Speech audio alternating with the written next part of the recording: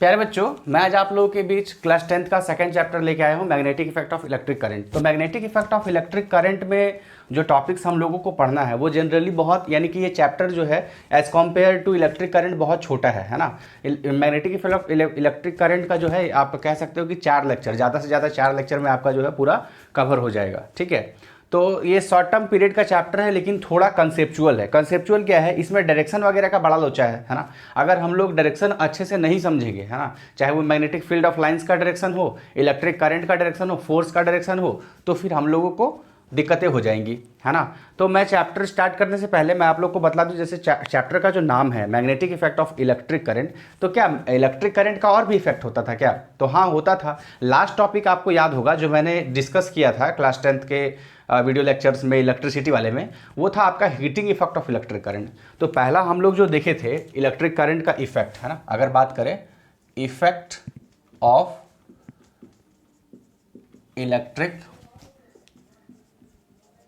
Current, तो क्या क्या इफेक्ट होता है? पहला जो इफेक्ट हम लोगों ने देखा वो क्या देखा?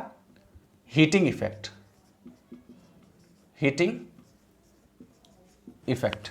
ठीक है, ये इससे हम लोग रूबरू हो चुके हैं ऑलरेडी। हम लोग को पता है कि H = I² RT के बराबर होता है। ठीक है, अगर आप लोग को नहीं पता होगा वो लेक्चर फिर से जाके देखिए, क्लियर हो जाएगा। सेकंड जो होता है वो होता है आपका chemical effect of electric current, है ना। थर्ड वन जो होता है वो होता है आपका magnetic effect of electric current, और इसी टॉपिक के बारे में हम लोगों को पढ़ना है। सवाल ये उठता है कि हीटिंग इफेक्ट तो हम लोगों ने पढ़ लिया, magnetic effect of electric current हम लोग इस चैप्टर में पढ़ेंगे, तो chemical effect of electric current क्या है? Chemical effect of electric current जो है वो आप लोगों को केमिस्ट्री के लेक्चर में बतला दिया जाएगा, है ना। वो इलेक्ट्रोप्लेटिक या फिर आप लोग पढ़ भी लिए होंगे, है ना। तो ये आपका केमिस्ट्री का टॉपिक है बिल्कुल, है ना, इसको फिजिक्स से कोई लेना देना नहीं है। ये दो जो टॉपिक है magnetic effect of electric current और हीटिंग इफेक्ट, ये आपको इस क्लास में पढ़ना है और बहुत अच्छे से पढ़ना है। ठीक है, क्योंकि लेस कंसेप्ट में मोर मार्क्स आप इस चैप्टर से गेन कर सकते हो, है ना। क्योंकि क्वेश्चंस जो है वो लिमिटेड नहीं होते, क्वेश्चंस आते ही आते हैं। ठीक है ना। तो ये जो magnetic effect of electric current जो साइंटिस्ट लेकर के आए उनका नाम था हैंस और क्रिश्चियन ओरस्टेड। ठीक है, ये अप्रॉक्स 1920 की बात है।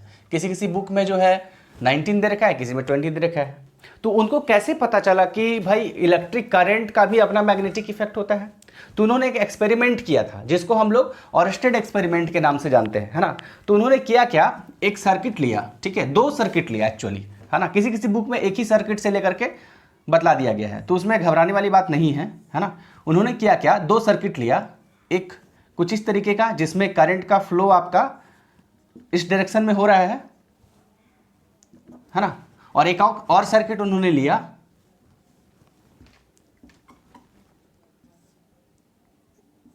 जहां पे करंट का डायरेक्शन आपका इसके अपोजिट डायरेक्शन में हो रहा है। ठीक है, दोनों सर्किट पे उन्होंने डेमोन्स्ट्रेट किया था एक्सपेरिमेंट को। ठीक है ना।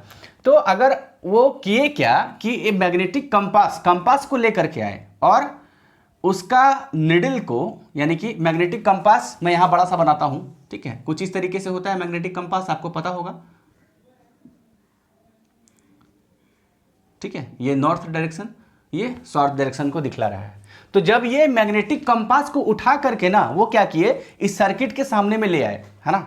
तो मैग्नेटिक कंपास का जो निडल था वो कुछ इस वे में आपका डिफ्लेक्ट कर गया,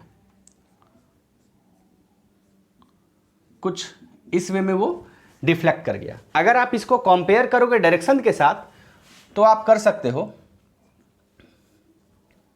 ये आपका नॉर्थ डायरेक्शन, ये साउथ, ये वेस्ट और ये ईस्ट, है ना। यानी आप बोल सकते हो कि अगर करंट आपका साउथ से नॉर्थ की तरफ फ्लो कर रहा है, साउथ से नॉर्थ की तरफ फ्लो कर रहा है, तो towards east, towards west direction में जो है उसका नॉर्थ डायरेक्शन का डिफ्लेक्शन हुआ। ये नॉर्थ है, ये साउथ है, तो ये नॉर्थ डायरेक्शन का जो डिफ्लेक्शन है वो टुवर्ड्स किधर हो गया, वेस्ट डायरेक्शन की तरफ हो गया। लेकिन ये बातें जो मैं आपको बतला रहा हूं कि नॉर्थ का वेस्ट की तरफ हो गया, किसी किसी बुक्स में इतना डिटेल आप लोग को बतलाया नहीं गया है। वहां पे सिर्फ ये बतलाया गया है, एक वर्ड है डिफ्लेक्शन। डिफ्लेक्शन, सिर्फ डिफ्लेक्शन यूज वर्ड का जो है वो यूज किया गया है कि मैग्नेटिक कंपास का निडल जो था वो डिफ्लेक्ट हुआ था, है ना। वहां ये चीज बतलाया गया था।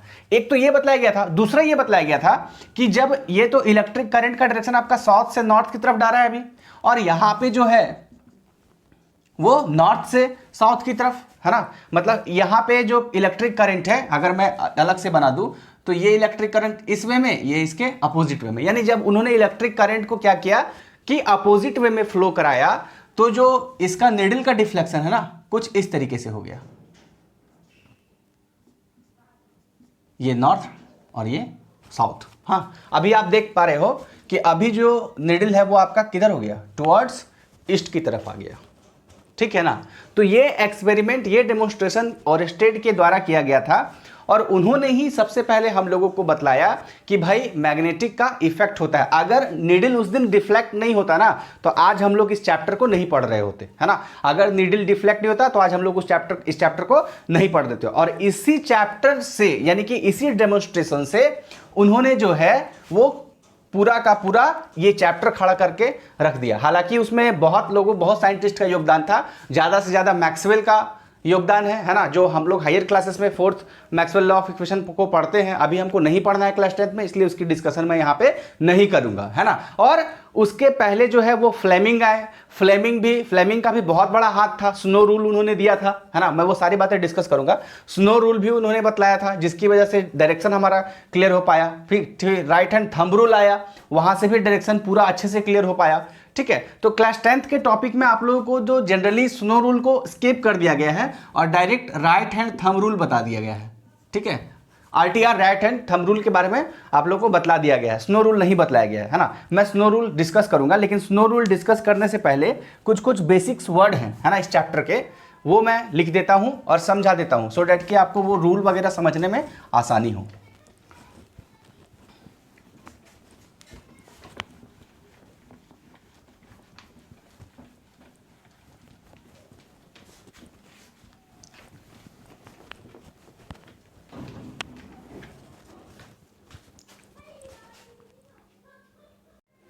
देखिए, फर्स्ट वर्ड जो है वो है आपका क्या, मैग्नेटिक फोर्स, है ना।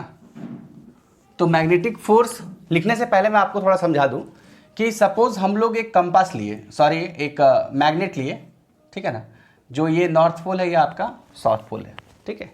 एक और कंपास लिए, ठीक है, जो ये आपका साउथ पोल है और ये आपका नॉर्थ पोल है। तो यहां पे आप क्या पाओगे कि ये जो साउथ पोल है ना, वो टुवर्ड्स नॉर्थ पोल की तरफ अट्रैक्ट होगा, ठीक है। और अगेन जब मैं इस वाले मैग्नेट को क्या करूंगा, रिवर्स कर दूंगा। मतलब कि मैं अगर इसको इस तरीके से बना दूं, यहां साउथ, यहां नॉर्थ, यहां नॉर्थ, यहां साउथ, है ना।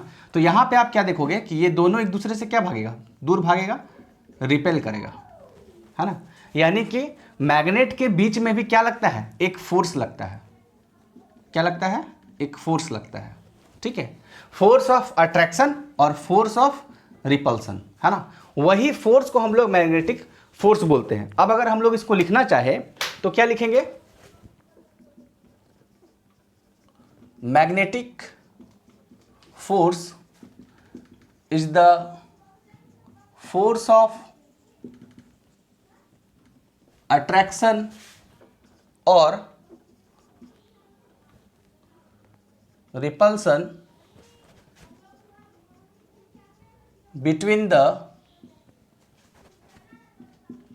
poles of magnet, है ना। Magnetic force is the force of attraction और repulsion between the poles of magnet, है ना। मैग्नेटिक फोर्स एक फोर्स है जो आपके पोल्स ऑफ मैग्नेट के बीच में क्या लगता है ना। अगर साउथ पोल नॉर्थ पोल की होगा तो अट्रैक्ट होगा, और नॉर्थ पोल अगर आ जाएगा सामने तो वो आपका क्या हो जाएगा, रिपेल हो जाएगा, ठीक है। तो ये आपका था मैग्नेटिक फोर्स, है ना। इसके बाद जो आता है आपका वो आता है मैग्नेटिक फील्ड। तो आप पॉज बटन दबाते जाइए, नोट्स बनाते जाइए, सो डैट कि आपको फिर से दोबारा से मेहनत ना करना पड़े, है ना। अगर कुछ चीज़ें समझ में नहीं आती है तो आप मुझे कमेंट बॉक्स में कमेंट करके पूछ सकते हो या कॉल करके पूछ सकते हो, ठीक है ना। मैग्नेटिक फोर्स के बाद जो आपका वर्ड था वो क्या था, मैग्नेटिक फील्ड। मैग्नेटिक फील्ड, ठीक है। अब ये मैग्नेटिक फील्ड क्या होता है, ठीक है। Magnetic field, magnetic word magnet से आया, चलो मैग्नेट बना लेते हैं भाई, नॉर्थ पोल साउथ पोल, है ना। तो मैग्नेटिक फील्ड जो है, हो सकता है इसके आसपास का कुछ फील्ड होगा, सही समझा, वही बात है, इसके आसपास के फील्ड को ही हम लोग क्या बोलते हैं, मैग्नेटिक फील्ड बोलते हैं, है ना। और ये कुछ इस तरीके से बनता है, इसके बारे में बाद में भी डिस्कस करूंगा, लेकिन अभी मैं बना के दिखाता हूं। ये कुछ इस तरीके से बनता है,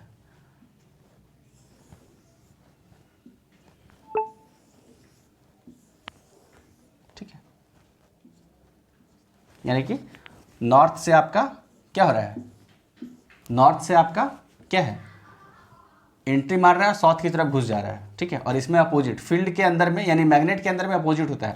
अगर मैग्नेटिक फील्ड के बाहर का डायरेक्शन देखिए तो नॉर्थ से साउथ की तरफ होता है, लेकिन मैग्नेटिक फील्ड के अंदर में बात करेंगे तो साउथ से नॉर्थ की तरफ होता है, यानी अपोजिट होता है, ठीक है ना। तो ये आपका क्या है, मैग्नेटिक फील्ड, ये जो है ना मैग्नेटिक फील्ड को शो कर रहा है। यानी कि अभी जैसे मान लीजिए मैग्नेटिक फील्ड ऑफ लाइन्स यहाँ तक बना, तो एक अगर हम लोग यहाँ पे डब्बा बना दे कुछ इस तरीके से,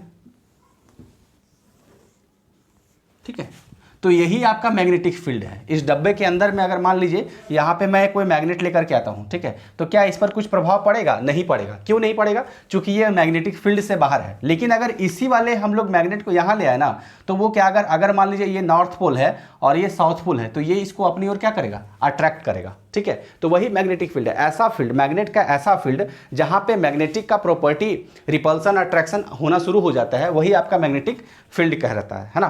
तो अब अगर हम लोग इसको लिखना चाहे तो क्या लिख सकते हैं,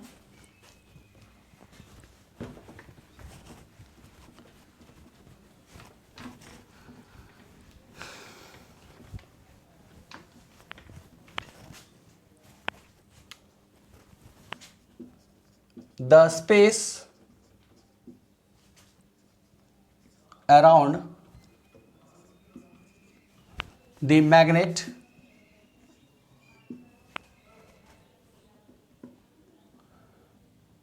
or a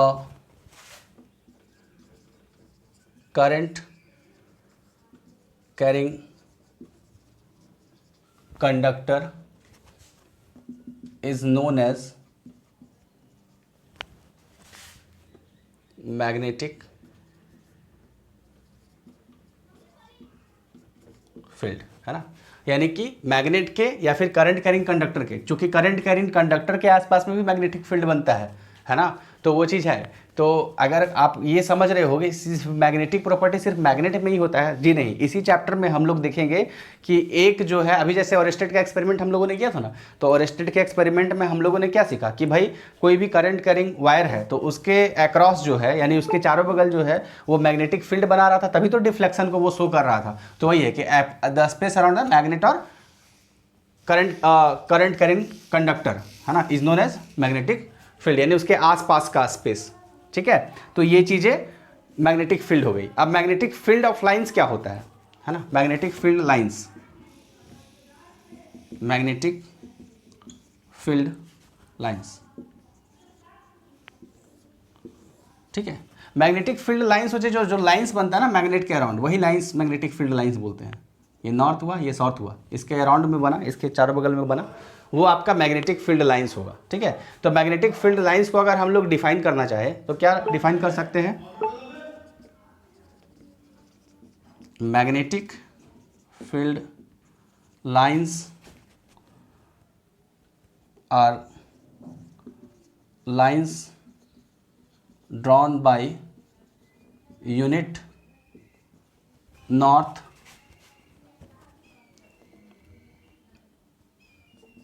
to the south pole of the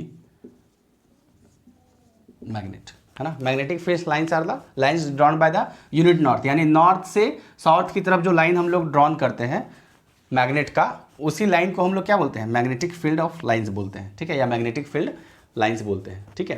तो आप लोग पॉज बटन दबाते जाओ और नोट्स बनाते जाओ सो डैट कि आपको दिक्कतें ना हो, है ना।